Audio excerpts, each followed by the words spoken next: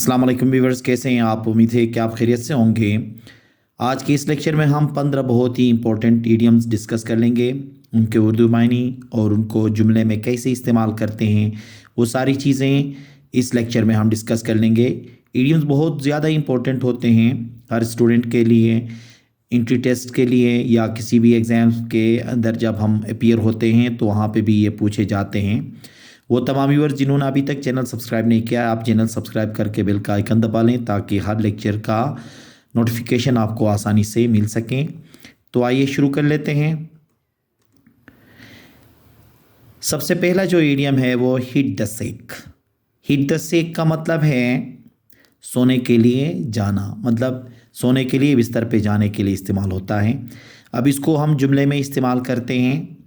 I am going to hit the sack now. I am going to hit the sack now, इसका मतलब क्या होगा? अब मैं सोने जा रहा हूँ, अब मैं सोने जा रहा हूँ। Spill the beans. Spill the beans का मतलब होता है राज अफशा करना, मतलब राज आश्कार करना। इसको जुमले में इस्तेमाल करते हैं। He accidentally spilled the beans. He accidentally spilled the beans, उसने गलती से राज अफशा कर दिया। Break the ice. Break the ice का मतलब होता है खामोशी तोड़ना या बातचीत का आगाज करना। She told a joke to break the ice. She told a joke to break the ice, उसने खामोशी तोड़ने के लिए एक लतीफ़ा सुनाया। Bite the bullet. Bite the bullet का मतलब होता है मुश्किल सूरत हाल का सामना करना। इसको जुमले में इस्तेमाल करते हैं। I had to bite the bullet. I had to bite the bullet, मुझे मुश्किल सूरत हाल का सामना करना पड़ा। Hang in there. Hang in there का मतलब है हिम्मत नहीं हारना, हिम्मत नहीं हारना। Things will get better, so hang in there. Things will get better, so hang in there. चीज़ें बेहतर होंगी इसलिए हिम्मत ना हारें। Piece of cake. Piece of cake के मानी हैं आसान, बहुत ही आसान, ठीक है, आसान काम के लिए। इसको जुमले में इस्तेमाल करते हैं। This question is a piece of cake for me. This question is a piece of cake for me, ये सवाल मेरे लिए बहुत आसान है। Once in a blue moon. Once in a blue moon का मतलब होता है कभी कभार, शाज़ नादिर भी कहते हैं, ठीक है। इसको जुमले में इस्तेमाल करते हैं। He visits us once in a blue moon. He visits us once in a blue moon, वो कभी कभार हमसे मिलने आता है। स्नोड अंडर। स्नोड अंडर का मतलब होता है बहुत मसरूफ़ होना। इसको जुमले में इस्तेमाल करते हैं। He snowed under with his new project.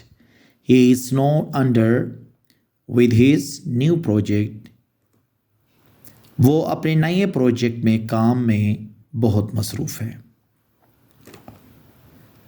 On cloud nine. On cloud nine का मतलब होता है खुशी से फूले ना समाना, या तो बहुत ज़्यादा खुश होने को कहा जाता है। She was on cloud nine after getting the job. She was on cloud nine after getting the job का मतलब है नौकरी मिलने के बाद वो खुशी से फूले ना समा रही थी। अडिम अ डोजन। अडिम अ डोजन का मतलब होता है बहुत आम, मतलब कॉमन होना किसी भी चीज़ का। इसको जुमले में इस्तेमाल करते हैं।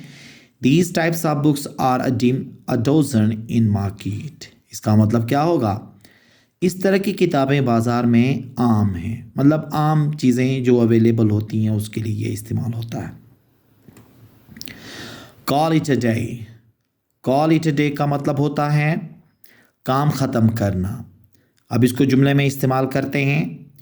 After working for 8 hours, Let's call it a day. After working for 8 hours, let's call it a day. इसका मतलब है 8 घंटे काम करने के बाद आज का काम ख़त्म कर लेते हैं. In a nutshell. In a nutshell का मतलब होता है मुख्तसरन. इसको जुमले में इस्तेमाल करते हैं. In a nutshell, it was a great experience. In a nutshell, it was a great experience. इसका तर्जुमा क्या होगा? मुख्तसरन ये एक बेहतरीन तजुर्बा था. Throw in the towel.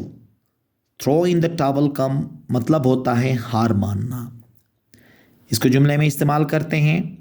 After many failures, she decided to throw in the towel. इसका मतलब होगा कई नाकामियों के बाद उसने हार मानने का फैसला किया. Under the weather. Under the weather का मतलब है बीमार महसूस करना. बीमार महसूस करना. I am feeling a bit under the weather today. I am feeling a bit under the weather today. आज मैं थोड़ा बीमार महसूस कर रहा हूँ. Cost an arm and a leg. Cost an arm and a leg. बहुत महंगी. बहुत महंगी. अब देखें. That new car cost an arm and a leg. That new car costs an arm and a leg. ये नई गाड़ी बहुत महंगी है. ये नई गाड़ी बहुत महंगी है. ये थे 15 इम्पोर्टेंट ईडियम्स जो बहुत ही इम्पोर्टेंट हैं और हम ये रोज़मर्रा ज़िंदगी में भी इस्तेमाल कर सकते हैं. इनको हम राइटिंग में भी इस्तेमाल करते हैं, स्पीकिंग में भी इस्तेमाल करते हैं. जितने ईडियम्स हमें ज़्यादा याद होते हैं तो जितने भी टेस्ट हैं उनको क्वालिफाई करने में हमें आसानी होती है. उम्मीद है कि ये लेक्चर आपको पसंद आया होगा. Thank you very much.